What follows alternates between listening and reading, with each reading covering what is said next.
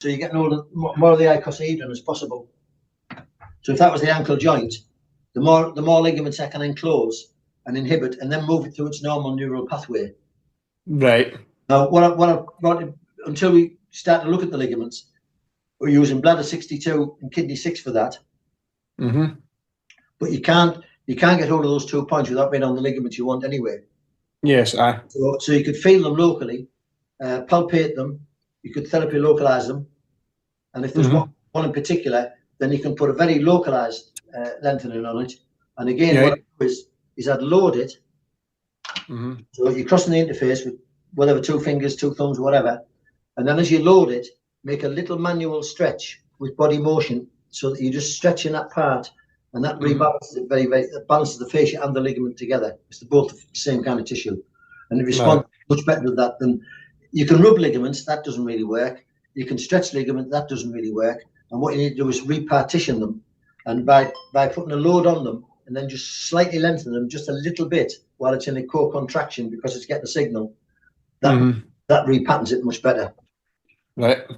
But the end product is that you go back to the movement you wanted to do, say it was the toe-in test or the eversion or the inversion test, that you want to be taking it through that range of motion while it's inhibited. Right. So if you move the joint passively, it's taking the injury with it. So you've got to stop it, switch the signals off. So you want really what you call the nociception, because the slightest bit of imbalance will send nociceptive messages.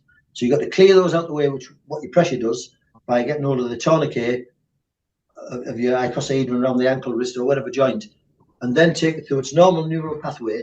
And as you take it through that pathway, the nerve repatterns.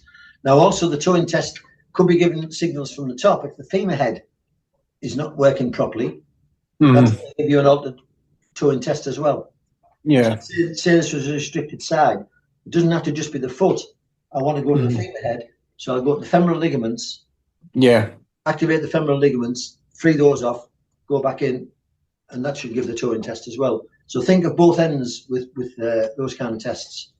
Yeah, well, just as she went over her ankle and totally twisted, I kind of thought it would be kind of coming down from there as it's kind of over that sort of thing. So it went from that, and then I think she kind of walked the pattern and up her back sort of from this. So it took me a couple of months till she actually came to see me. So she'd walked quite a bit of it into herself, sort of thing, yeah.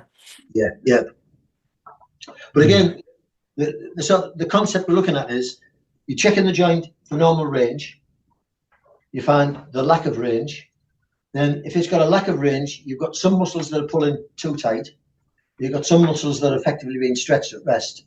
So basically a disequilibrium of the tent pole theory. So you want to be balancing the muscles first to see what that gives. Then we go to the ligaments and we start to activate the joint, because each joint, each part of the joint, if the radius can't rotate around the humerus, then you can't supinate and pronate. So say at some point of pouring a kettle, you're getting wrong signals. At some point of opening a door, you're getting wrong signals. At some point of holding something, you're getting wrong signals. So each and every joint has to be able to glide through its motion. Now, if you can glide through its motion, its normal unrestricted motion as a joint, then the nerve can also glide. And if the nerve can glide, you've also opened the channels that we can't measure. You've opened those up as well. So that way you've got everything working through that joint through its normal functioning range of motion with a neurology that says, I haven't got a restriction. Does that make sense? Yeah.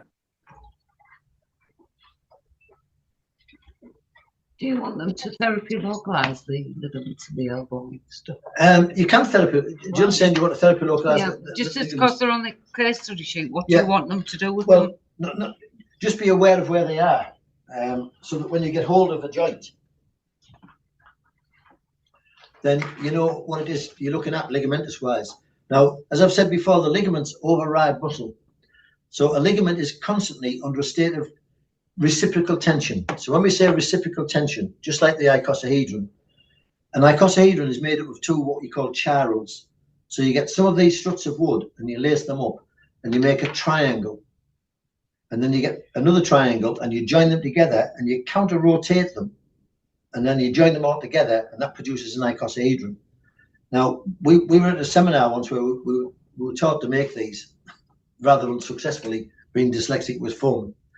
But as as you were winding this thing up to get the two channels to become the three-dimensional icosahedron, if you didn't get it totally locked in and get the final string on, it would explode and go to 4 parts of the room, which showed us how much tension there was in the unit. Now, once it's made, there's no tension. Do you understand? So it's made under tension, and then the tension cancels each other out, which makes it then reciprocal to all directions. So once you understand that, and you've got that mechanism in all your joints, but the shoulder joint, it's really, really important, and probably the wrist joint, it's important as well, is that any imbalance of that leaves anything that it's attached to asymmetrical. So when a bone's not in its right symmetry and it glides, so you've got a simple joint like the hinge part of the elbow, you've got a convex part and a concave part, and so they sit together and they move through that range of motion lovely. If it doesn't move through that range of motion nicely, and there's no bony outgrowth, there's no trophic change to the joint, then the only thing that can be stopping it is muscles pulling out of alignment, and muscles can't pull out of alignment and maintain misalignment without ligaments misaligning themselves. So now you've got some of the line of force inside that joint pulling incorrectly. And so if you go to the hierarchy of it, the elbow, the ligaments are the hierarchy. So if I can feel around the ligaments and palpate and know that that's stiff, and know that when I look at the joint, that part of it's supposed to rotate internally, externally, that part's supposed to be the hinge, so the hand might pronate to there and then it won't come up to here, then I know that that point of the joint, those ligaments are holding it too tight, in approximation, can't move through its range. And what you'll find is I'd work muscles first, I'd work ligaments first, testing muscles afterwards, because muscles are ruled by the ligament position. So that's the rule of thumb that I would use. I think we're done. Yeah.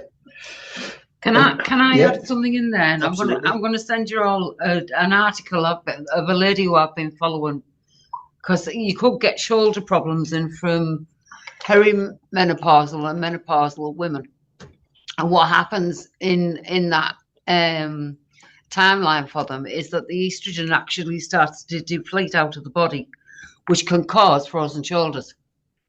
So I'm going to send you this document that this lady's published. She's actually an orthopedic surgeon in America, but she's also big on menopause. I've been following her for a couple of months.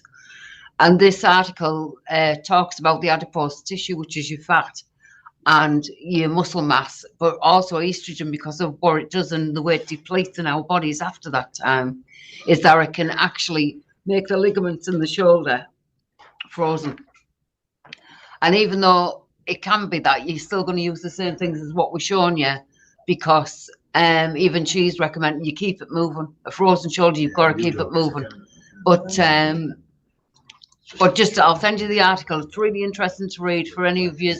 Pass it on, because it is a really, really interesting read. And I can see you talking about the orthopedic test there. We were going to do the Addison sign, but I've just researched it there, and then it's not a recommended orthopedic test anymore. They don't validate it anymore for thoracic. Well, what I'm going to do is I'm going to send you all this document on all the orthopedic tests in the shoulder. Just so that you're aware of that if somebody comes in or they go to an orthopedic somewhere, the hospital may do them on you don't do many of them, but you recognise them. That's all it's for. You don't have to use them. They don't use them much anyway. They don't use them, but just so that you're aware of what they are, just a bit more information. We used to use them, but you realise even like we have one called an empty cam test. You can't. The people can't even get their arms into that position. It's rather like a PMC test. Yeah, if you've got a torn rotator cuff and you put pressure on the arm, they're in agony. So I look at that and I go, I'm not going to subject you to that. So if I was putting you into a position, which was what I covered earlier, if I was doing any muscle position and you can't put your hand into a PMC test, I assume it's weak. I'm not going to put a load of pressure on there and make it worse. And so as you're moving the arm through the different articulations, you can see that you've got a deltoid, you've got an infraspinatus, you've got a subscapularis, you've got a teres minor, you've got an anterior deltoid, you've got a supraspinatus, you've got a latissimus dorsi. I think we should do a muscle dance when we come in the class. You've got a rhomboid. And so any of those positions that when you go to articulate into the position to do the muscle test, if they can't go there, then you realise you've got a restriction to that. In other words, the humeral head can't rotate inwardly. Now, if it can't rotate inwardly to say get me to an infraspinatus test, then I'm not going to be able to rotate it internally to get my hand behind my back. So that's going to be one of the restrictions it's going to have. So that takes you locally to the joint, locally to the muscle, where again you can start to inhibit and palpate and work around all these different articulations. Because shoulder problems can be big problems to a lot of people. But if you understand the mechanics, they're not big problems. I don't know whether you have or have you demonstrated like the first and second rib, how to go at the front and back of that? No, not very. Yeah, thanks. Yeah. So I'm going to put Paul back on the couch, and we're going to evaluate the first and second rib. And what are these called? Mobilization checks.